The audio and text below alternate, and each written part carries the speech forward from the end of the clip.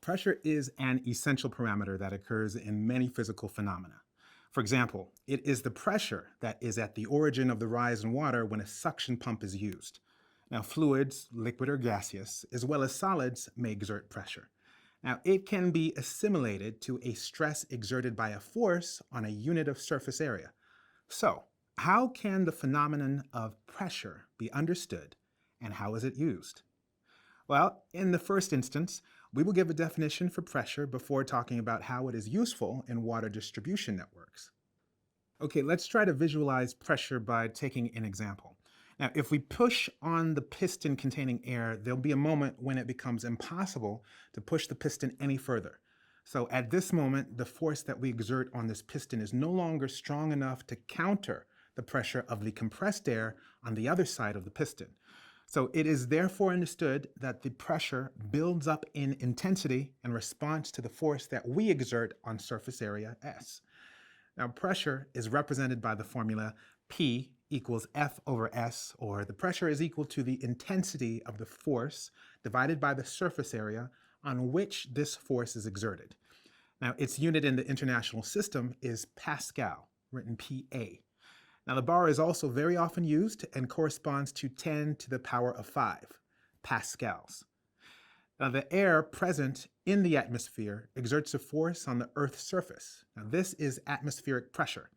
Now, atmospheric pressure has a reference value of 101,325 pascals, i.e., around 1 bar. Now, how is pressure measured? Measuring pressure is generally conducted using a manometer. Now, this device measures the difference in pressure between an enclosed gas or liquid and the reference pressure, most of the time atmospheric pressure. For example, we use a manometer to measure pressure in drinking water networks. Now, two types of pressure exist: static pressure and dynamic pressure. Now, static pressure corresponds to the force of pressure on a gaseous or liquid fluid exerted on a resting object. Now, when the value of static pressure is higher than the reference pressure, we talk about overpressure. When the value of static pressure is lower than the reference pressure, we talk about underpressure. Now, the dynamic pressure represents the pressure force exerted by the fluid on the object when one of the two is in movement in relation to the other. So let's take an example. A stationary motorcyclist is subjected to a pressure by the surrounding air. Now, this is called static pressure. Now, when the motorcyclist drives at a high speed, he is in rapid motion and feels a greater pressure. Now, this is dynamic pressure.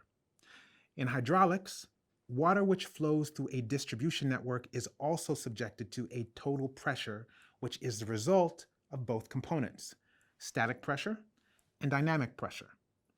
Now, in the case of a water tower, the high position generates a difference in pressure between the top and the bottom of the tank. Now, the pressure at the bottom of the tank is much greater than at the top. Opening the tank at the bottom allows water to flow through gravity. However, pipes between the water tower and the place where the water must be used may be very long, and gradually the pressure decreases in the pipes due to head loss. Now, the wall of the pipes exerts friction on the flowing water and slows down the flow. Now, this resistance to flow is known as head loss. What point should be remembered from the phenomenon of pressure and its use? Well, pressure results from the application of a force on a surface. Also, two types of pressure exist in the case of a distribution network: dynamic pressure and static pressure, and they do not have the same characteristics and do not serve the same purpose.